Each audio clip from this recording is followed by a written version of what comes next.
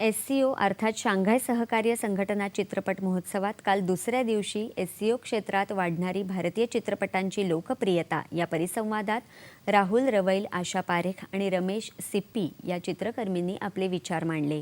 भारतीय सिनेमानं आंतरराष्ट्रीय स्तरावर आपली एक विशेष ओळख निर्माण केली आहे. अशा चित्रपट महोत्सवांमुळे विचारांचं आदानप्रदान होणं अधिक सोपं झाल्याचं या चर्चासत्रात स्पष्ट करण्यात आलं. Creating infinite worlds using animation या विषयावर परिसंवादाचं आयोजन करण्यात आलं होतं. ॲनिमेशन मीडियातील तज्ज्ञ मुंजल श्रॉफ, जयकुमार प्रभाकरण यांनी ॲनिमेशन तंत्रज्ञानातील भारताचं स्थान यावर मार्गदर्शन केलं.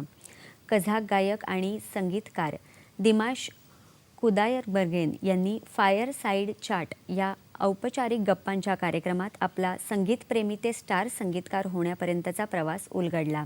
संगीत देणे बंधनमुक्त होणे या विषयावरील चर्चासत्राला संबोधित करताना त्यांनी या महोत्सवातील स्पर्धा गटात ज्युरी म्हणून जबाबदारी पार पाडण्याची संधी मिळाल्याचा आनंद व्यक्त केला. अनेक देशविदेशी नितांत सुंदर चित्रपटांचा आस्वादही रसिकांनी घेतला. शतरंज के खिलाडी हा पुनरुज्जीवित कालातील चित्रपटही काल सादर झाला. निखिल महाजन दिग्दर्शित गोदावरी या चित्रपट महोत्सवातला हा एकमेव मराठी चित्रपटही काल दाखवला गेला. एस-सी-ओ देश लक्षवेधी चित्रपट श्रेणीत भारताचा सरदार उधम सिंग हा चित्रपटही प्रदर्शित करण्यात आला. कंटेंट को उन लैंग्वेजेस में अडेप्टेशन कर सकते हैं या उनका कंटेंट हम इंडियन फिल्म्स या OTT शोज़ वगैरह में अडेप्टेशन में यूज़ कर सकते हैं. तो ये हमारी कोशिश थी. तो जैसे रमेश जी ने चांदनी चौक टू चाइना की है, आशा जी की कारवां चाइना में और दूसरी जगह पे चली है, राहुल जी राज कपूर के साथ इतना काम किए हैं. तो it was an attempt to try and get these people to talk about that and try and understand a little bit from it and then आगे कैसे लेके जा सकते हैं. अभी मैंने द लास्ट शो देखी है जो कि एस-सी-ओ में फर्स्ट शो था बेसिकली.